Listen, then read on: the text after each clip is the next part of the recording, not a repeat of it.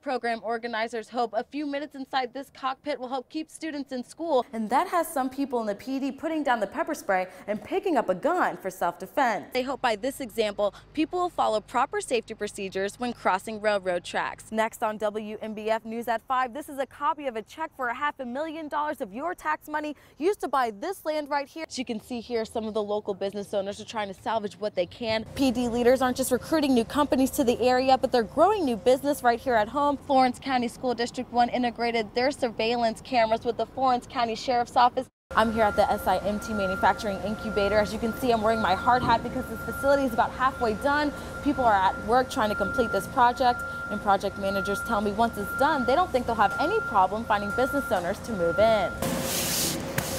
People working on this new facility say it will grow starter businesses, ultimately creating more jobs in the PD. They've got to start somewhere, and we're kind of the interim step between where they came out of their garage, how they get ready to go into the big marketplace. And that's where we are. That's what an incubator does. Associates with Florence Darlington Technical College are behind the program. With help from state, federal, and foundation funding, the college was able to finance the $4.3 million facility right on its campus. This 27,000 square foot facility will be divided into different office spaces to hold 25 different companies. The incubator will only house manufacturing businesses, and that's what college officials say pays good money. Service industries are wonderful, retail industries are wonderful, we need them, but the high-paying jobs are in manufacturing. And manufacturing has got a tremendous amount of capital in their bank accounts. The director of the project says business owners will have the benefit of having services and support right in their backyard. All the technology and all the services that we have available in that facility are readily available to anyone who would be a client or tenant in the manufacturing incubator facility as well. Future tenants will pay for the workspace at market value and are expected to leave the incubator and transition into the market in about 2 years or less. We're talking to clients right now that are potentially very interested, and their timeline does match when our completion date is. So we hope to have some tenants before we even open. The estimated completion of this manufacturing incubator is July of 2012. Reporting in Florence, I'm Krista Moyer, WMBF News.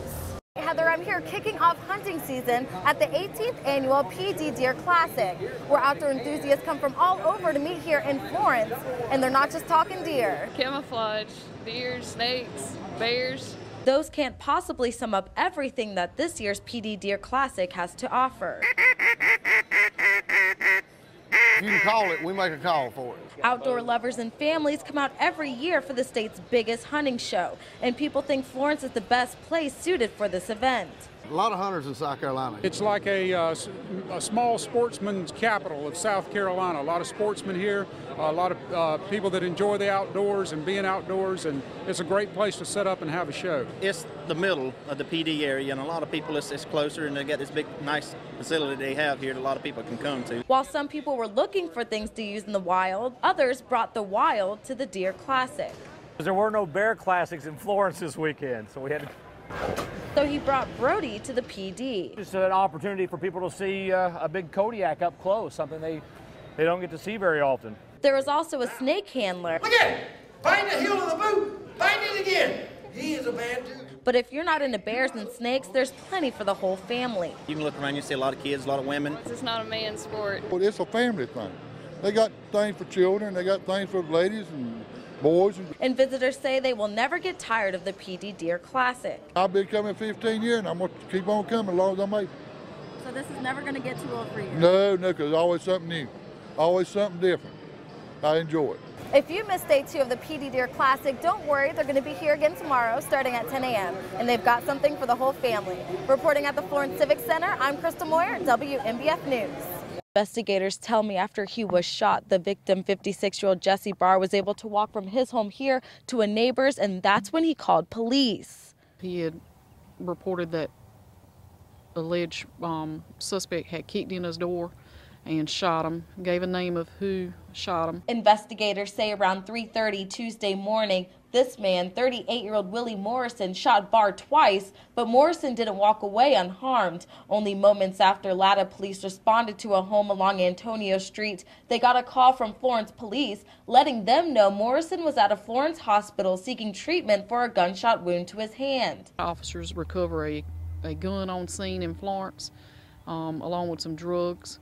While here in Latta, the officers, we have recovered shell casings. About 45 minutes into the investigation, Barr died at an area hospital. His family members say the news was unexpected. When you get that kind of phone call at 3 o'clock in the morning, it was shock and disbelief.